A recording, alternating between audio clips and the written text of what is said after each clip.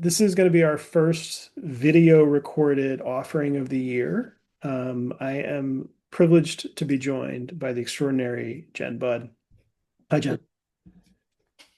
If Hi, you Andrew. don't know Jen's work, Jen is an author.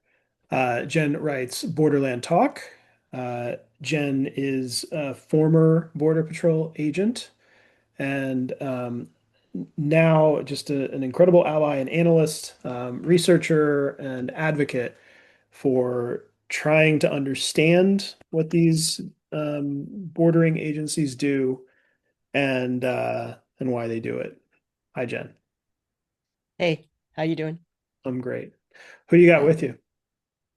This is Zoe. She likes to sleep up here when I'm doing these podcasts for some reason. Maybe my voice puts her to sleep. I don't know. Cool. Yeah. Well, I wanted to chat with you because I just finished watching Critical Incident on HBO. Uh, and I know of very few people who've been in documentary films who are who come away feeling all one way about it. So uh, descriptions have ranged from this was the worst experience of my life, the most disempowering experience of my life, in the case of one activist and advocate, to I really wish we had done a better job of like capturing X, Y, or Z. Uh, hmm I don't want you, unless you want to share how you're feeling about it. But what I do want to do is share how gr like great the film was to me for specific reasons that I'll get into from the specific position that I'm coming from, how educational it was. I mean, you and I have been talking for years, and I learned stuff hmm about what was going on that I didn't know. Um, how important I think it is that people see it, regardless of like whether you're that concerned about critical incident teams in the Border Patrol or not. But mostly the biggest thing that I wanted to share and to talk with you is just like gratitude to you for the work you did in that film and the work you do. It's like an excellent showcase of what I've seen over and over again with your attempt to, you know, help people understand what's really going on. So that's where I want to start is thank you. Mm. That means a lot coming from you. I mean, You've I done some incredible things in this little area that we kind of jointly work in on different sides. But yeah. um well, I mean it. And it reshaped the way I am thinking about the work in 2025 for ICE. Mm. So, in order to do that, and by the way, there's going to be spoilers. So, if you haven't seen the film, either get over the spoilers, or if you're like me, go watch the film because you don't want spoilers. I don't even like to read reviews. I don't want to know what it's about according to somebody else. I want to watch it. I hardly watch trailers anymore. Okay, so here's where the spoilers start for those of you who are interested. So, what is the film about, and what happens? Like, how did it happen? Well, the film is about these teams called, for short, they have different names depending on the sector of the Border Patrol, but they're called Critical Incident Teams or CITs. In the agency, we call them SETs. And essentially, the U.S. Border Patrol does not have the legal authority to investigate its own use of force issues. So if a shooting happens here in San Diego, in this instance, this is in regard to the killing of Anastasio Hernandez Rojas. Shouldn't say a shooting. He was beaten to death and tased to death by Border Patrol agents, ICE agents, and a lot of CBP agents at the San Ysidro port of entry in 2010. Um, Essentially, when I got started on this journey of trying to understand my time in the Border Patrol, it's immediately after my suicide attempt in 2015. And the attorneys of the family asked me to look at the case. They had already exhausted all the possibilities through the American courts. They did receive a civil reward, which was not really that much money, um, because he had kids. He had United States citizen kids. But essentially, um, what happened to him that evening was he was coming back into the United States. He entered illegally. He had been living here for 20 years with his family and his American kids. Just a thing that always happens down here on the border. And he crossed. And when he was in Chula Vista processing, an agent got mad at him because he told him to throw out his water jug. And Anastasio misunderstood and started pouring the water into the trash. And that infuriated the agent, who then threw him against the wall and kicked his legs out. And Anastasio happened to have a pin, so a prior surgery in his ankle, and it damaged it. Now, Anastasio had been in the United States long enough to know that if the Border Patrol sent him back to Mexico, he was not going to have a United States doctor look at it and he would be screwed. It was a pool Tyler. His family depended on him for money to feed them. And he demanded that the agents take him to a doctor on the US side. And they said no. They said he was lying, even though the guy admitted that he kicked him, and you could see it. You can't see the actual kick on the video, but and so they proceeded to the supervisor at that time. Ismail Finn had stated, we're just going to send you back to Mexico on a voluntary return, which obviously this wasn't voluntary, but what that means for the Border Patrol is we essentially don't do anything. We force you to sign a document, 826, and waiving your rights and that you agree to go back to Mexico without seeing an immigration judge. And so they were forcing him to leave. And when they had him down at San Ysidro, they were trying to push him through one of the emergency gates and just trying to get rid of him. And he was like, no, no, no, you have to take me to a doctor. And then because he resisted, they beat him to death. John Carlos Frey was the investigative reporter at the time on it.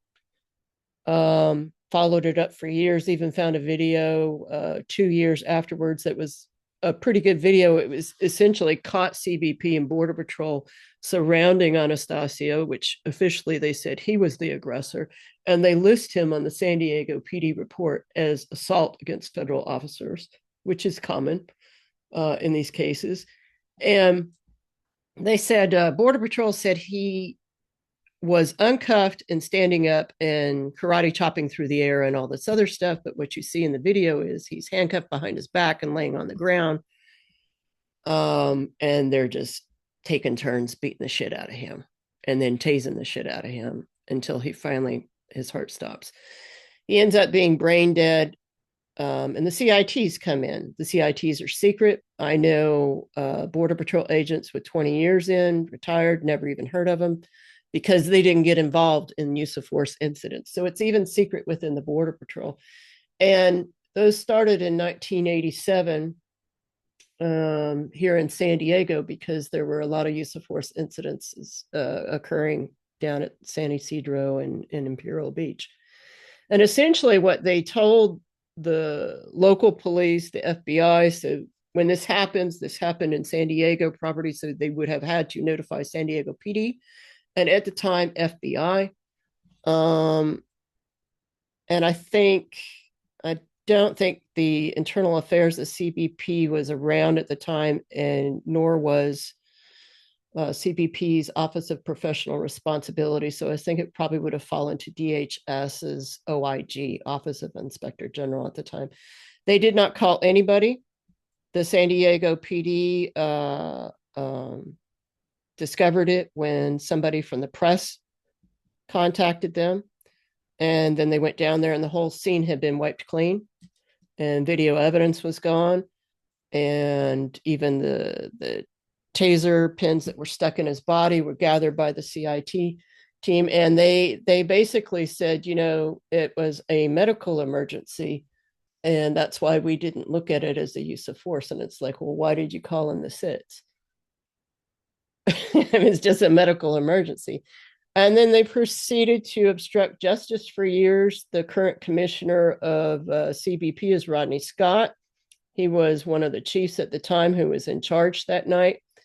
And eventually he ends up using an immigration administrative subpoena to get Anastasio's medical records from the medical examiner. And he does that because they're hoping to find drugs in his system. And they knew they would find drugs in his system because the EMTs, the paramedics stated, we pumped that man full of so many drugs to start his heart. And they were pumping him full of tons of drugs in the emergency room, as the doctor said. They couldn't even list the drugs that they were pumping in him. So Rodney Scott comes back with, of course, one of the tests comes back as a positive small amount of meth. And they're like, push it out to the press and say, see, he was on meth. And so then OIG and everybody refuses to press any charges against the agent. Everything's done. They do the civil case. They win a little bit of money on that and the compensation for that. But it ends up eventually, how I get into it is, I want to say around 2019. So the Southern Border Community Coalition, Andrea Guerrero is the executive director of that, and Alliance San Diego, it's the same group really, asked me to look at the case. And I was surprised that they had the CITs in there. I had honestly kind of forgotten all about the CITs.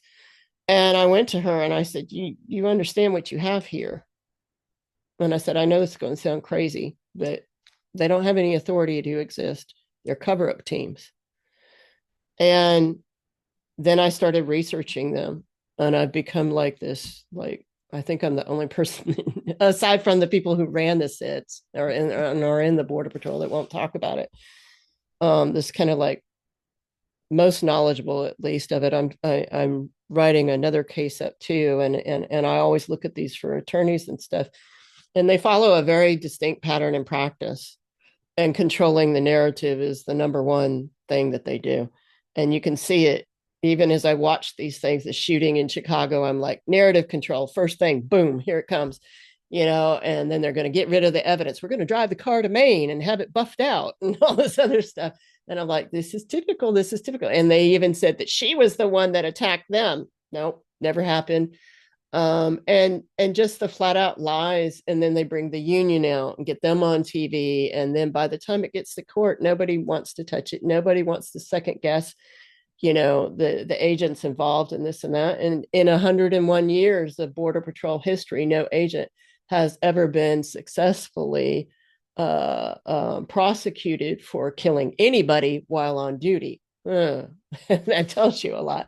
Sadly enough, I mean, for me, even as an ex-agent, these teams create doubt when there is a situation where an agent does have to use force and nobody believes you.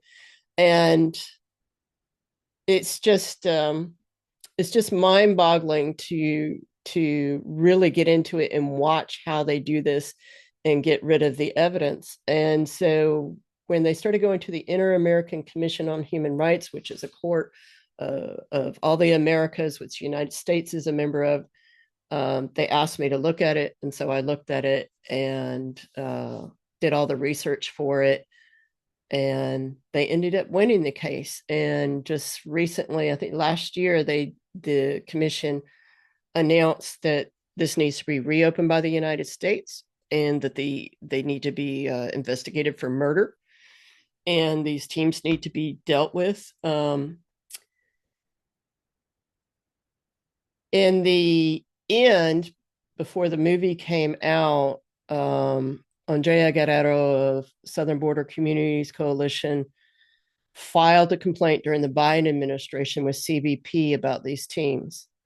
And within 6 months, the CBP commissioner under Biden announced that they would be disbanded. And I had warned her, I said, they're not going to disband them. They're going to, I mean, then they had started by then a management investigative team. So they have other teams. The other problem is that these teams had brought in thousands of agents to be trained by them. So the agents in the field know what to do as well, and behave like SITs. And what they do is they make the evidence look the way they want it to look, uh, just just to save time.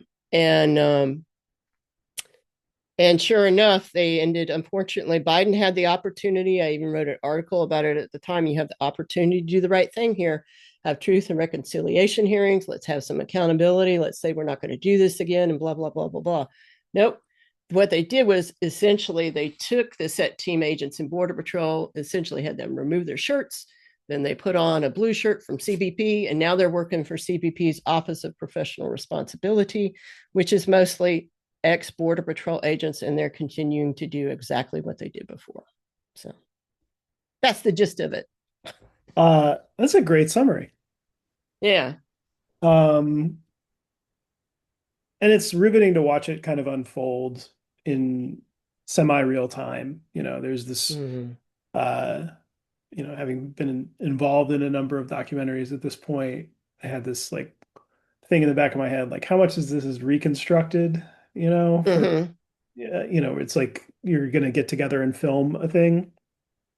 But you had Well, this, that's the thing, though, Andrew, is they HBO had contacted me, and John Carlos Frey was working in getting this going right as it was going to the Inter America, right as I was researching it and doing it. So it was kind of going with me at the same time while this was yeah, going on. that was part of like doing what I'm doing now as an investigative journalist and, doing a lot of document-based stuff.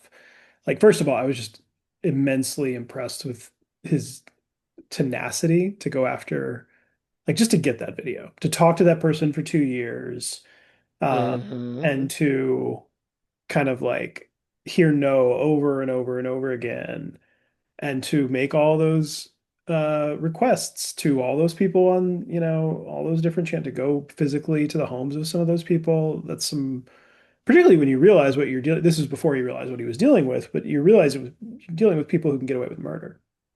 Yeah. Um, and I think it would be like short-sighted not to point out that this film is a film about people who can get away with murder or who can get away with covering up the wrongful death of someone.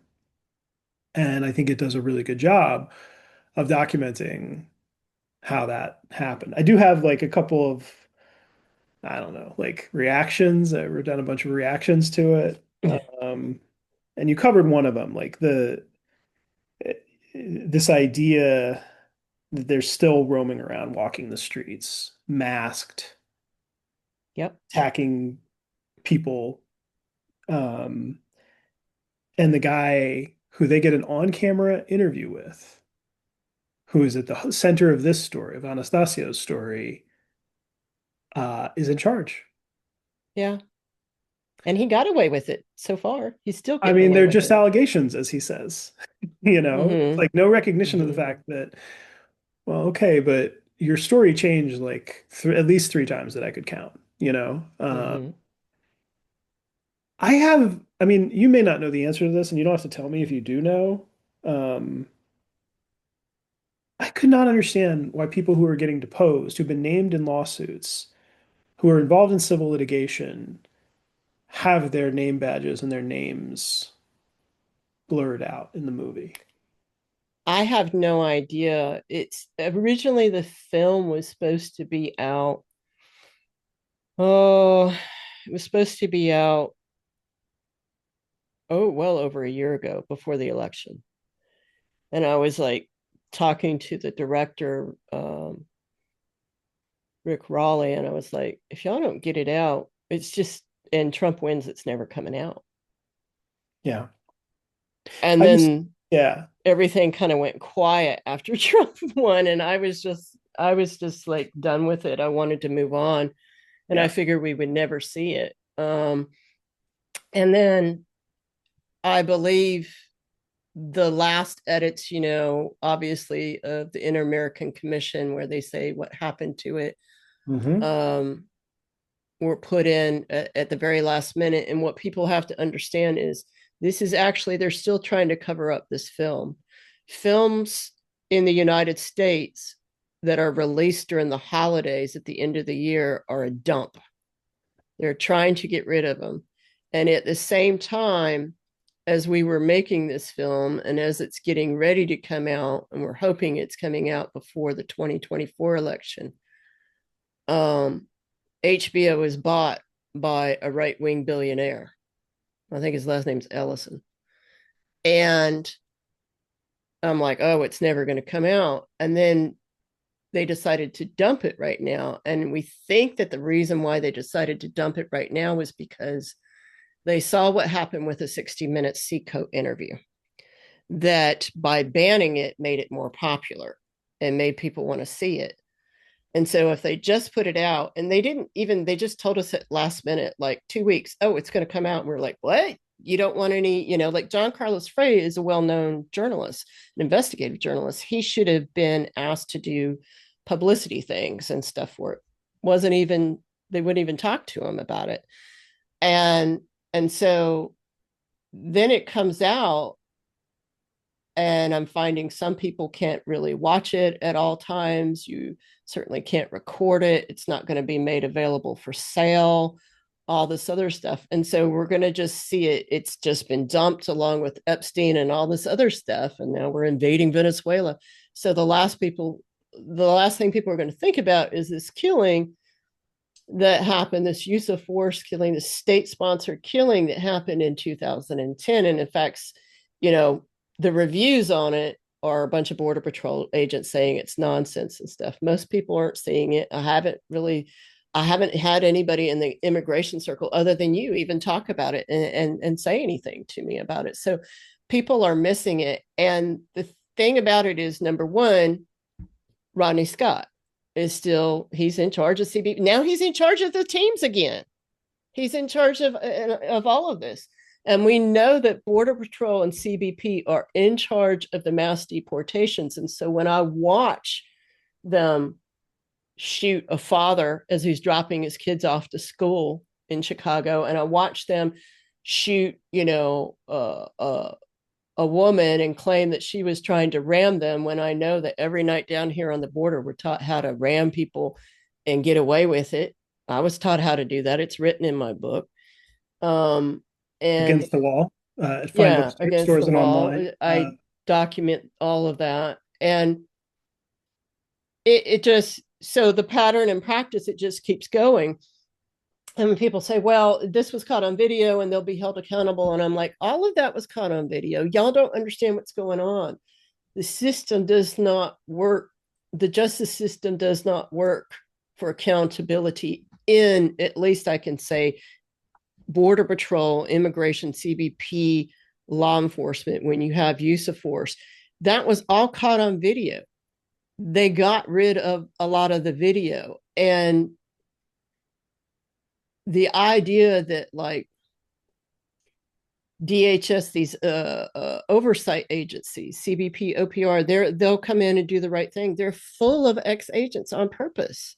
The head of CBP OPR investigations until April 30th of last year is an ex-Border Patrol agent. I mean, So it's extremely relevant. speaking of the people who are currently, you touched on several of the observations that struck me immediately after watching it. One of them, that the treatment of the whole thing as being in the past Mm-hmm. is being like, oh, we've closed the book. I know you have to end a film. I get it. Like, you need narrative closure. I get that. Mm-hmm. But the narrative closure can be what you just said. Like, guy who's on camera right now currently runs the Border Patrol, or currently runs CBP. Guy who's, and I think I And also, they didn't say that at all. Did no, you notice? no, I Yeah, noticed. he's just some old chief. It's like, dude, how can you let that slide? Yeah. I mean, the fact that the Biden administration imposed zero accountability, and that Congress required zero transparency, echoed, it was like a meta cover-up team, right?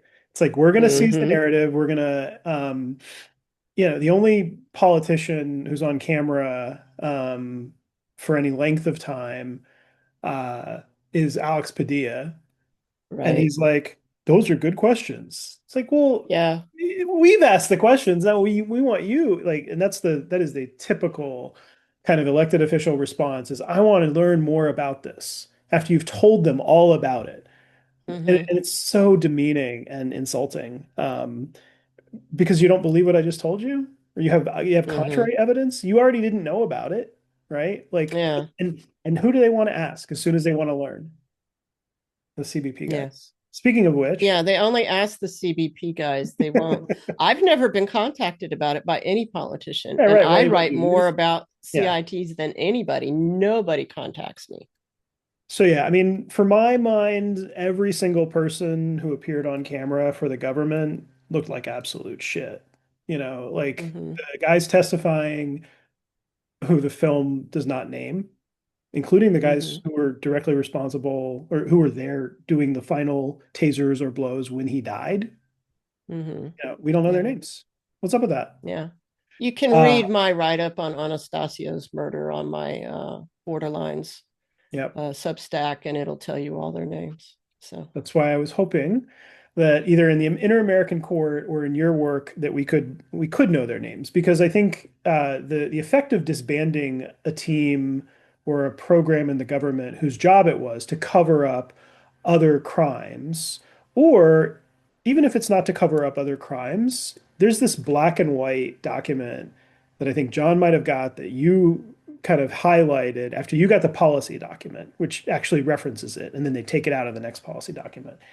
But it says mitigation of civil liability, yeah, uh-huh. Yeah. like or mitigates. That's one of the purposes of the team. Well, Yeah. how do you do that, right? How do you mitigate civil liability? And Mm-hmm. I think you did an excellent job of. And I hear what you're saying, and I'm now more concerned than I was after I heard it. Another thought was just like millions of people now get to see this, and they get to uh, dream around it and build around it. And even if they're not going to immediately take action, they get to know that this was a thing. Mm-hmm. And I think that's important. Uh, Yeah. it's hard, I think, if what you're saying is happening about the distribution is what's, Yeah. I mean, that's a hard thing.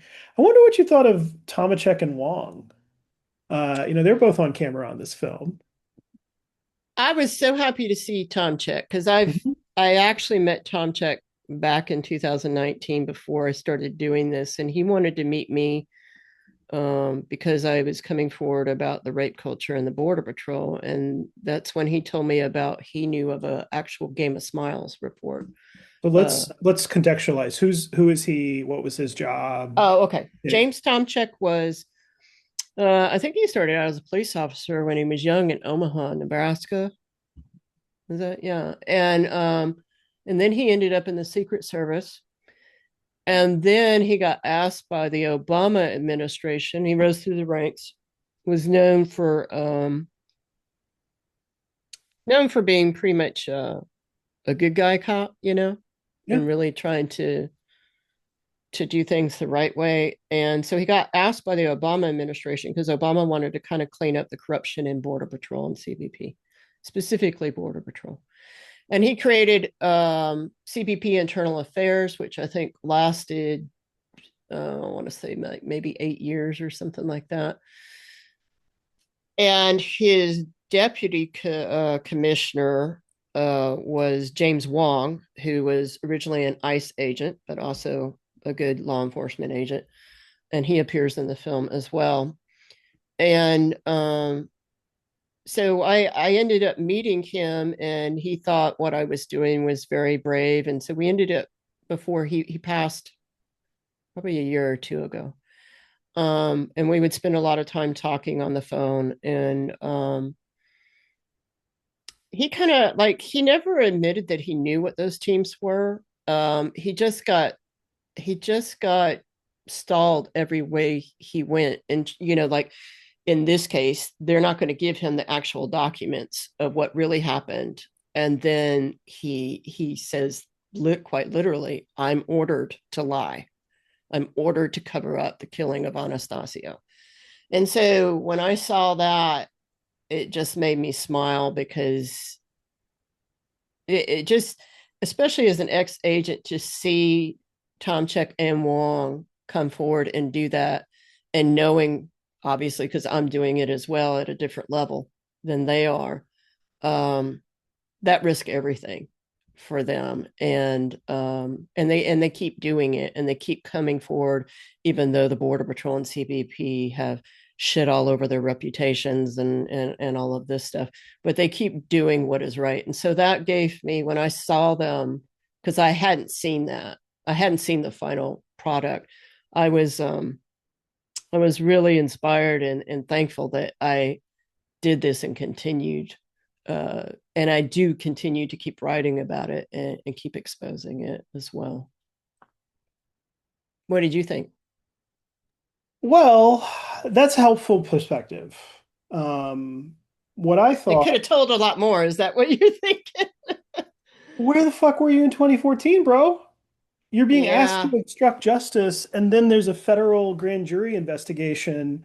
Who'd you tell then? That was my initial response, was just like, it would have been helpful for he you did to, come forward though, that's what I remember. and So that was my yeah, he did come initial, forward, yeah, and then that's when they basically put him in a closet. I remember. And I remember Yeah. actually during, and I think Wong may have said some stuff at the time as well. I Mm, think he may, but you know, I I think that there is a lot to learn um, from how they handled that for people who are seeing stuff that they would like to prevent now. Um, and I think that uh, fortunately, folks they have more access to whistleblower counsel.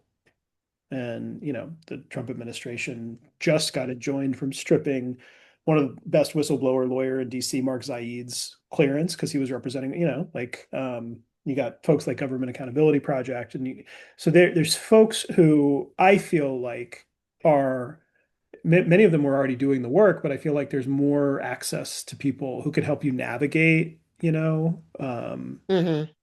what the channels would be that would protect you in making these disclosures.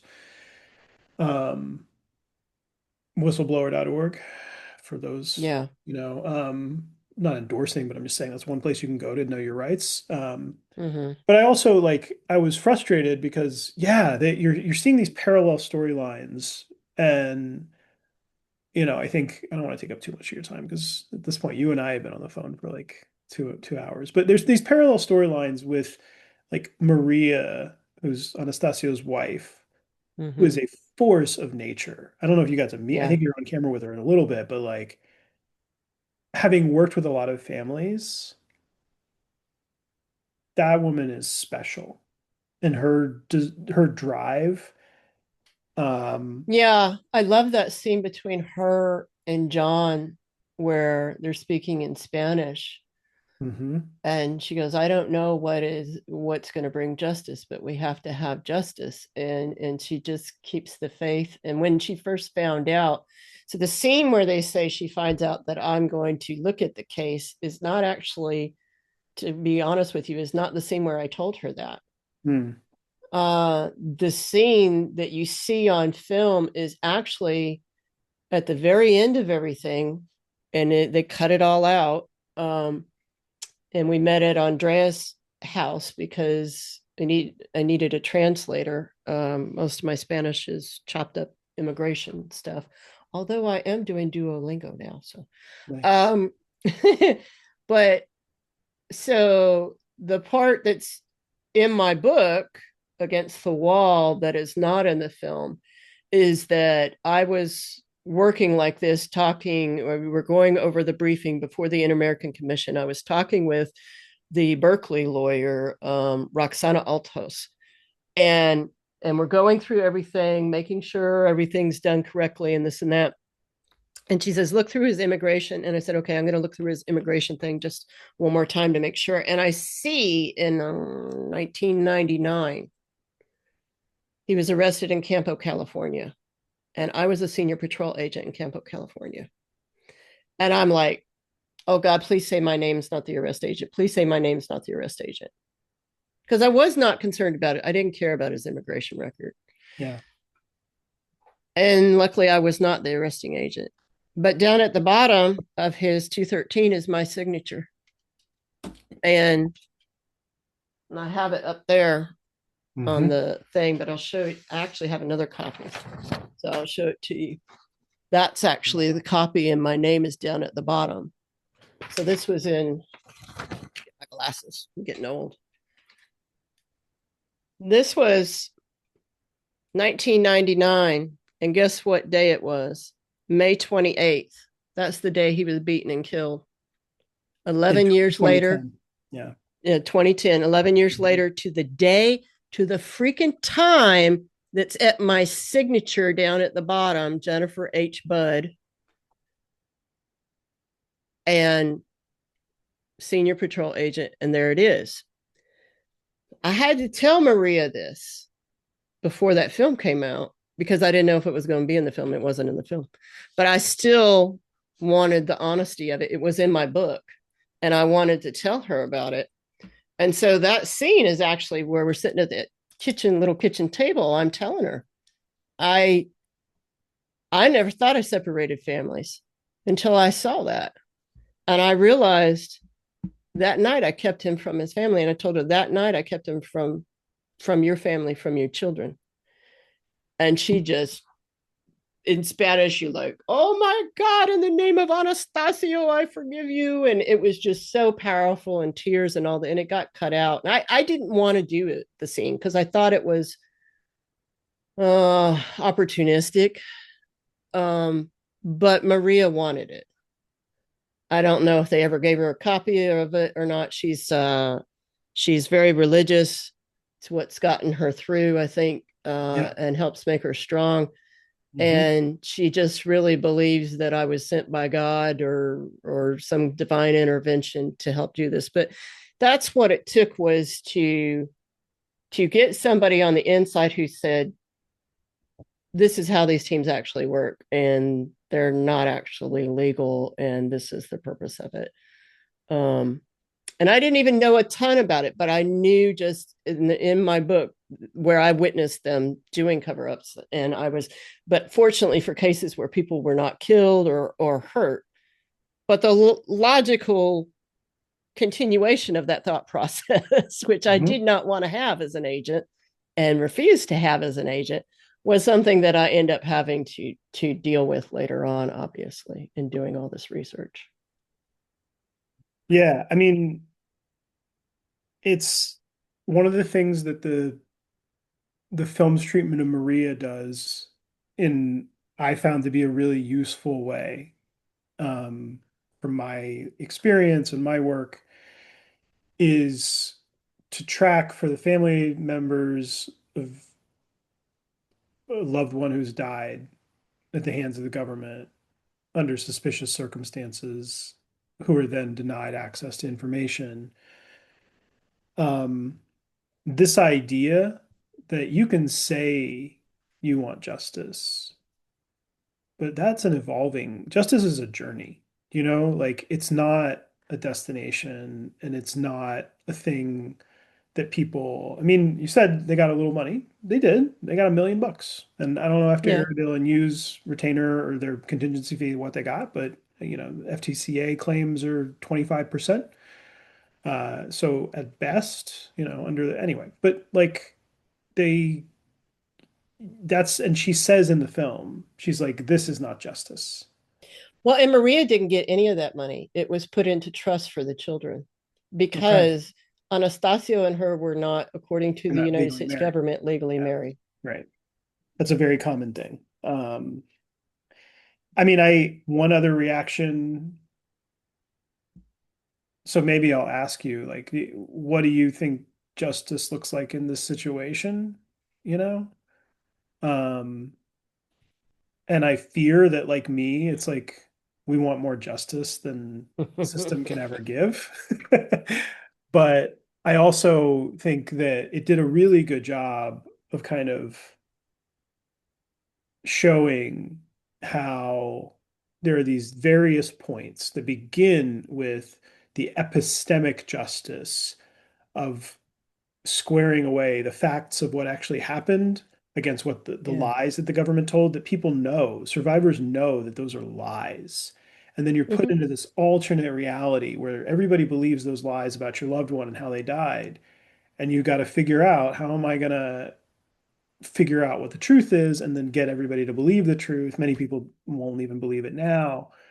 And that, like, epistemic justice, I think, is why I gravitated towards FOIA and freedom of information work in the death cases, because if nothing else, we can find out what the government says is the truth, you know. Hmm. But you find that every step that she takes, it's people like you and John Carlos Frey who are delivering the goods, and people in Right. community who are marching, who are, like the indigenous, like dancing, like the graffiti, all of it, like the mural art. I see from the outside watching the movie her getting more justice from those processes, including the one you just described that's not in the movie, than I saw her getting in any law office. You know, it's Yeah, not to I agree. disparage I Glenn or the lawyers or Roxana or the SBCC. It's not to disparage them. Right. Right. But my experience with getting big checks for families whose loved ones died was, it's like the worst check you'd ever want to cash. No, why would anybody believe that you can put a price on the person you love, you know? Um, and it's totally unsatisfying. You think it's justice, and when you are, yeah, I'm going to make them pay, but it's hard because it doesn't make you whole, in any way. So I don't know, what was your experience of that kind of evolving justice journey? I think too, it's like it's almost kind of like, not to compare it to a wedding, but it's, for people who've never gone through these kinds of fights, it's like when you go to get married, it's all the months leading up to the marriage and the bridal wedding and fitting on things. So it's the fight, it's the organizing, getting everything done. And I would imagine, like when they won the settlement, it's like, yeah, okay. And then they realize, and he's still not here, and my kids are still fucked up, and we're still, still having to go through this. I mean, Maria at the time herself was undocumented as well, you know, um, and then fighting that fight. And when I first talked to HBO, I said the thing that inspired me the most about the story was is you have these three Latinas. So I'm looking at Maria Andrea Guerrero, and Roxana Altos is Colombiana heritage. I believe Colombiana. Yeah, Colombiana. And so Colombian, and obviously works at a more international level, which is what really helped this case, was her specialty in working in Guatemala and Honduras and stuff with similar cases. Um, and obvious similar cover-up schemes that the U.S. Border Patrol employs. ICE and CBP also employ them as well. Um,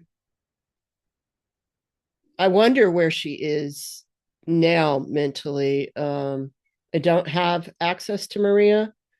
It's very tightly controlled. And, I don't want to reopen wounds for her or anything. She can reach out if she wanted to.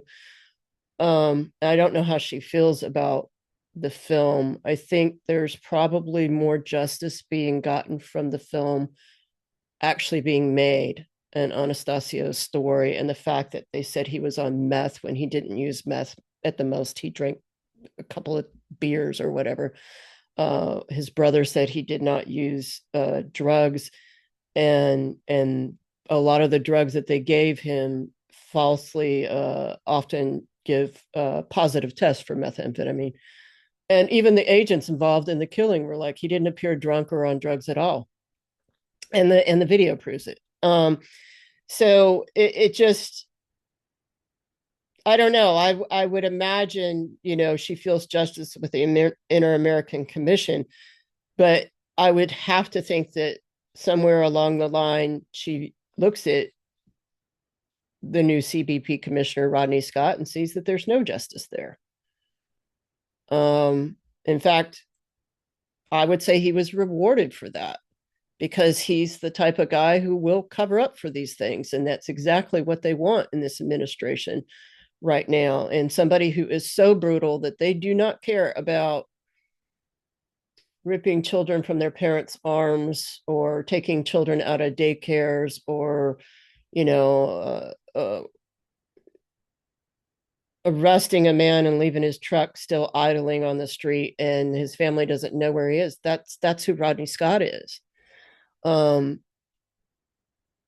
he is one of the biggest cover up chiefs ever to exist. And unfortunately, his deputy commissioner is former Border Patrol Chief John Modlin, who was in charge of what we call the rapey sector, Tucson sector, where they have tons of pedophile agents and tons of agents raping everybody from children to migrants to citizens and getting away with it. Yeah, the For last time we me, talked, just we covered an agent, I think, out of that sector, if I'm not mistaken, um, yeah, who was indicted, but then got a sweetheart sentencing, yeah, plea agreement. So these are not just like um, kind of like hushed tone whisper rumors. These are like, no, there's like Jen keeps a list of indicted Border Patrol agents, which is harder to get than you would think, but it exists but it's a woefully inadequate list, I know, but it's the yeah. best I can get. I do have the biggest pushback I have on the film, um, is that is the premise that this pattern is exceptional. That the pattern Mm-hmm. of law enforcement or detention officers or prisons or jails, um, engaging in criminal activity that ends a person's life and then doing narrative control, corrupting and contaminating the scene, blaming the person who died, who's not there to speak for him or herself, criminalizing that person even after death, saying, oh, well, this person's been deported before, this person's a criminal alien, or whatever ICE is saying. Um, you know, uh, Doing the sort of work that I do, where I'm requesting these records and seeing um, what happens very often much later because there's open investigations that prevent you from getting the records of what happens. Um, I don't disagree with the premise that they don't have the authority to investigate themselves. That's not the premise. I think you're Mm-hmm. right about that. Okay. And even if they did, they didn't properly document and disclose the process by which they investigate themselves, which is a problem in and of itself. Um, but I do disagree with the premise that this is exceptional for American law enforcement, because I think that it has taken years to get us to a place where there's an independent or real investigations of some law enforcement deaths. I'm going to be talking to Paul Parker very soon. He's a San Diego death investigator, Mm. who did this as a kind of like the independent death investigators in San Diego. And I think he would tell you that their profession, their activity is a response to years of we investigated ourselves, we found nothing, you know? And so um, I wonder what you think of that. I I think it has something to do with the fact that CBP or Border Patrol considers itself a paramilitary organization. That's a great point that they Yeah, really harp on. But it it's not a one-off. It's not unusual. It happens. Even the CITs respond even to off-duty incidents. Um, they respond to agent suicides. They wow. respond to all the wrecks that we cause out there where we're killing people and this and that. And you have to understand that what the CITs were for was because so I had investigation training at Mobile County District Attorney's Office in Mobile, Alabama before I joined the Border Patrol. And what I learned there was essentially the first people on the scene are the people who 90% decide whether this case is going to go forward or not. And when you learn that through the O.J. Simpson trial as well, with the fuck up on the forensics there, that's a really good example. And so what the Border Patrol realized is that by acting like they're what they told the actual investigators, San Diego PD sheriffs and stuff at the time when they created these teams, was these are just a liaison for you, or these are just teams for when this happens out in the middle of nowhere and you guys can't get there, which happens quite a bit. Although the Anastasio case happened right down here in San Ysidro, which is basically San Diego. And it was the jurisdiction of the San Diego PD. And so all of that is lies, because what they realize is whoever is first on scene, whoever is the one identifying this is evidence, this is not evidence, and how they collect it, which you will see in a lot of Border Patrol cases, is that they cannot maintain what they call the chain of custody for our viewers, in which, I gather this, I say how I gathered it, when I gathered it, I put it in this bag and this and that, and then I have to give it to Andrew, who's the analyst, and he has to sign for it so we know where it's been and all this other stuff. They do not follow through with any of that stuff. They then, and none of this is in the film, this is all my studies, they then end up affecting what is the evidence for the real investigators so that they cannot do the investigation. And then on top of it, as I'm doing the research on other cases and stuff, I realize what happens over time. This is especially evident and clear in the Tucson sector, which had 3 critical incident teams because they had so many crimes going on there. Plus, they have evidence collection teams and all this other stuff. Is the FBI, who has its own investigative teams, Cochise County and all the other counties that had their own, end up on Border Patrol use of force incidents, not using their own independent evidence collection teams. They use only the Border Patrol sits. And so then they're controlling the investigation the whole way. Then when you get up to, like I said, about CBP's Office of Professional Responsibility and DHS OIG, the majority of those agents are ex-agents who have been trained in these critical incident teams. So they're still controlling it even as it gets. And that's what they found about Anastasio, was like, when you look at the DHS OIG affidavits that come out, which wasn't shown in the film, they're like, basically, we know if this was investigated by SIT anywhere, then it's crap. And then the prosecutors at DOJ, the Department of Justice, who decide federally whether they're going to charge a use of force violation or civil rights violation, they then can't use any of this evidence because it was corrected and it's contaminated. And at the same time, I even have Chief Fisher, who was Border Patrol chief. I don't know which era, maybe the Obama era. He actually, I have him in a case where he actually says the SITs are just here to make copies of what the real investigation says, and then we evaluate it if our policies, which is not true. And he says all of this. And then I have the Department of Justice, was it Civil Rights and Civil Liabilities, Civil rights and CRCL? civil liberties. Civil Liberties, thank you. That's basically the people who investigate. They investigate, like, St. Louis PD and say, no, you guys are corrupt. We got to come in and clean you up and all this other stuff. Oh, you're talking about the DOJ Office of the Civil Rights Division for the DOJ. The Civil Rights Division, which is now pretty much gone under Trump. But at the time, they were like, during Obama years and all this other, they were like, at a footnote, they put down, the CITs in Border Patrol are not real investigative units. They are just there as a liaison to help investigators and blah, blah, blah. So it's like, whoever wrote that, it's like, are you part of the cover up? Or, I mean, they have to know all this. They have to know all of this over and over.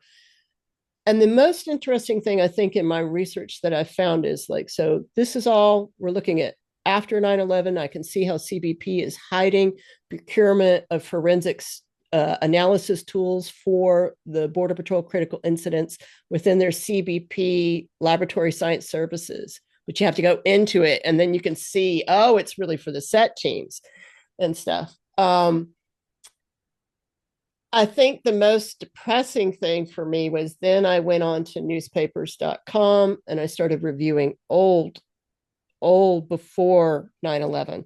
So how do we do it back then? And back then, when I was an agent, we were investigated mostly by Department of Justice's Office of Inspector General, OIG, and the same attorneys that then use these cases to defend for the Union, the Border Patrol, know this stuff is going on. Back then, were actually commenting in the newspaper, well, part of the problem is a lot of the investigators that Department of Justice OIG hires to investigate Border Patrol use of force issues are ex-Border Patrol agents. So we were still funneling our people in there. So when they created CBP and the oversight agencies after 9/11, they were intentionally made corrupt, intentionally. That's how far this goes. But you can't see any of that, unfortunately, in that movie. And I think the worst part about the film is that if you don't know all this stuff, you think because it says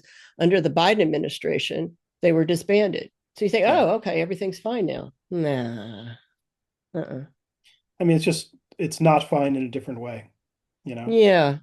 Yeah. Um, yeah, I, the big light bulb moment that the film had for me, and that you're like kind of the documentation of how this was going prompted for me was something that I'd been kind of dancing around a little bit all of 2025. And, we documented it pretty well in the Deadly Failures Report in 2024 with Physicians for Human Rights and American Oversight and ACLU about deaths in DHS custody during the first Trump administration. But I got a lot of records last year that I'm going to be putting out in this deaths in custody report. It's coming out hopefully January 15th, knock on Mm. wood, um, where a person will die in ICE custody and either the contractor or ICE or both will tell the local law enforcement investigators, oh, this is a federal jurisdiction, we've got it. Right. But they don't got it because there's nobody at the federal level who, whereas Paul, the guy in San Diego would tell you with a police killing or in custody death, will start working it as a murder and work it backwards to their actual cause. But if you don't look for the evidence that the person might have been murdered in prison or murdered in jail, then you're not going to find it. Yeah. Period. Like if you don't do Yep. drug tests or for toxicology for a full spectrum of the drugs they could have died of, you don't find overdoses. If you don't Yep. do subcutaneous tissue dissection in an autopsy, you just do a visual autopsy, which a lot of jurisdictions have done in ICE deaths, you're not going to find subcutaneous beating. Um, but that's what's happening with ICE. And there's this weird phenomenon that your work and the film expose that there's a one scene that actually I'm not going to ruin it for people who haven't seen it because it's like you're a journalism nerd. It's like the best scene. It's like the luckiest scene of the film. Um, Oh, when it's I found so something? it's so good. I'll let you guys figure out what it is, but there's like no clear guidance or no memorialized agreement between ICE detention contractors, the federal government, the contractor, and the localities where people die, whether it's a state, whether it's a county, whether it's the city where a detention center is, or even where the person dies in a hospital.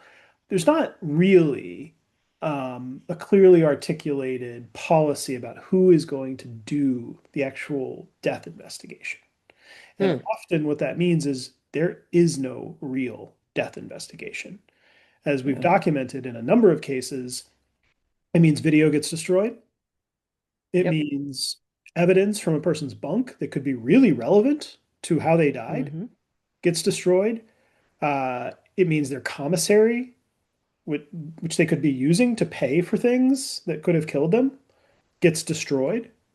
Mm-hmm. And in other normal contexts, that's obstruction of justice. You go to jail Yep. for that. If you're in like Ohio, there's been federal prosecutions around this. But in these cases, there's no opportunity in both the critical incident context because of the way Biden handled it and also in ICE deaths. There's no real, you're not obstructing justice because nobody's on the hook for it. Even if you're lying about who's on the hook for it. In a couple of different cases that I've documented and that we'll publish soon, ICE or GEO or both, ICE or Core Civic or both, ICE or MTC or both informed the local responders, oh, this is a federal investigation. Mm-hmm. You don't have any jurisdiction here. Mm-hmm.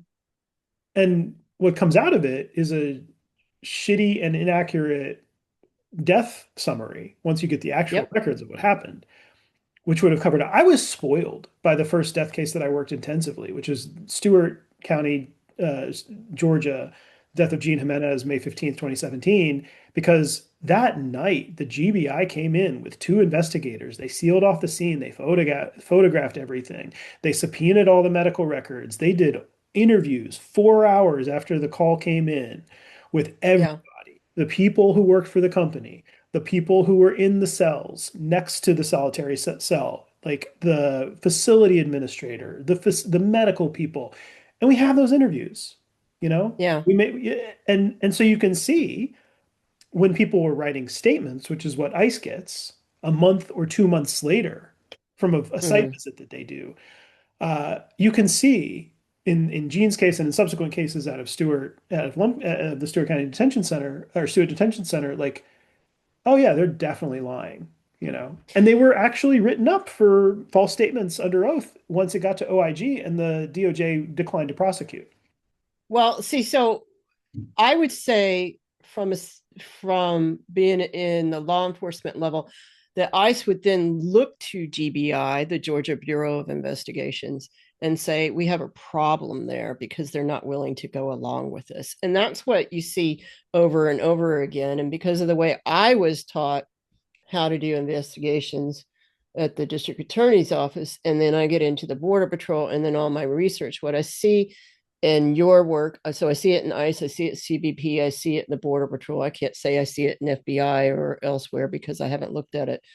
Is this is the outcome we want? So we're only going to gather and identify and gather the evidence that gets us to that point.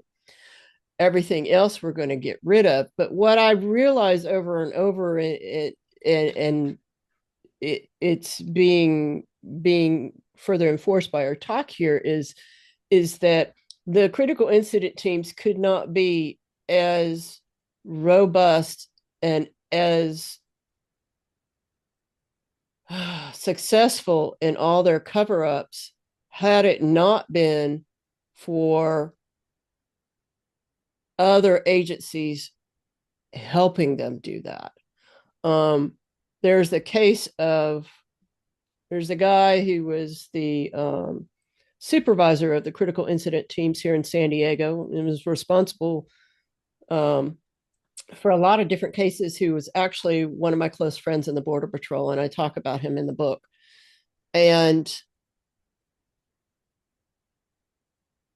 his best friend, we all graduated in the 288s together, was placed over in um, DHS OIG. And so they're controlling every single little thing. But then you also get to these judges where even when they do bring them, then these judges give them like 2 years where they monitor in the court. Okay, now do this, do that. Okay, now take some alcohol classes. Now do this. Okay, now we're going to drop everything down to a nothing charge. Or Mhm. even when they plead guilty, like we were talking about that one case, the sexual assault of children, its own children in Tucson, Efren Cornejo. He ends up getting hired by a private contractor for Border Patrol while he's on trial for 11 years, two victims who are now young women begging the judge to not let him plead guilty to just two little measly charges. Then the judge sentences him to lifetime probation, and he does not have to register as a sex offender. He's now in a different uniform, but doing the same thing he was doing before. and he's still just running. So there's all these different levels that, so when people sit there and say today, well, oh, we saw the border patrol was, they shot a priest in the eye with a pepper ball, and they're not going to get away with it. Yes, they are. Yes, they are. And so why? And they're like, well, why do these agents think they can get away with this? Because they've been getting away with it for generations down here, but y'all didn't care because it was only affecting migrants. And so Yeah. you Yeah. realize it's not just the CITs, it's the judges, it's the courts, it's the other supposed independent investigations. And this is the concept that you see even with like some of these reviews that I'm talking about of the film that I'm seeing, where this attitude of, well, he was, in their words, he was an illegal anyhow. He shouldn't have just crossed the border like he did, and it's too bad that happened that way, but he just and it's just their mind is made up. There's Mhm. no investigation. There's no independence. There's no seeking of justice. Let's prove that these agents were harmed or they weren't harmed. Let's find the truth.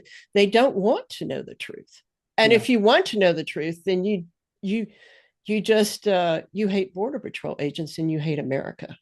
Is what they usually I say. mean, yeah, I watched your film in connection with three other things. The first was the Alabama Solution, that Beth Shelburne at Moth to Flame co-produced about the Alabama prison system and kinetic justice and a bunch of the other incarcerated organizers and individuals there. It's been nominated for an Oscar. Um, they did their publicity the way you would want to do your publicity as a filmmaker. They thought that this film was going to be nominated for an Oscar till they dumped it. So yeah. I mean, well, it could have been. We'll see. Yeah. I think it's too late, but and then I watched a series on taking down the Aryan Brotherhood of Texas, and this was my self-care away from all my work. These are my avoidances. Hey Zoe, I know we're almost done, baby. Um, so much talking, so little walking. But the thing that I thought was really, and this is what I'll close with, I thought it was helpful when you're in the face of something that's been so messed up for so long and so completely indefensible when you think about it rationally. Mm, You have all the evidence. And you have this like consent manufacturing from people who are accustomed to just justifying whatever they see. Oh, he was undocumented, he was illegal, or they're criminals, they're prisoners, they should be lucky they're getting anything. One of right. the head of the commission, and he's like a former justice in Alabama, says, the most efficient way to prevent crime would be to execute all the people convicted, but we are not allowed to do that. He literally says that on TV in a public hearing, right? But what this film does a great job of, and what Alabama Solution does a great job of, is denormalizing, denaturalizing, derationalizing Mm, something that's been this way for so long, and just pointing out in detail, this is nuts. This is batshit. Why would we ever want to do this if we cared about the things we say we care about? And I felt like that was I think if that was part of the goal and how you make change, it succeeded. And I think now that it's out, people can run with it and they can look at what he says on camera, Rodney Scott says on camera, and others say on camera, and they can judge. All right, Jen. Well, everybody should watch the film while you still can. Heaven knows how long we're going to be able to do that. If you don't want to support HBO or the billionaire that bought it or Warner, whatever, I don't know whether it makes sense or if it's possible to have one person who already has an account do a viewing party that's for educational purposes. I don't know if the filmmakers want to make copies available. Oh, Zoe.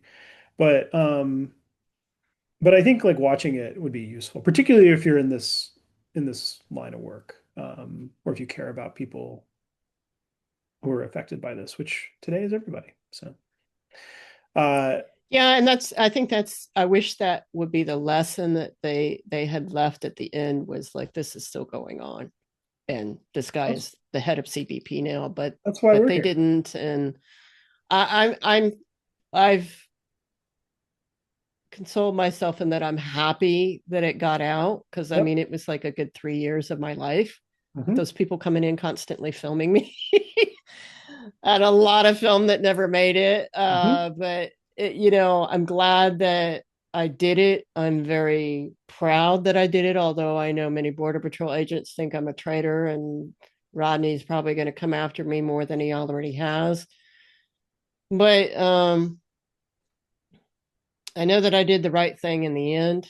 Hmm. I joined this organization not knowing what it was, and I justified being in it for a good 6 years, and had my own trauma to deal with, is in addition to the trauma that I enforced and dished out, and had to reconcile myself with that and understand that.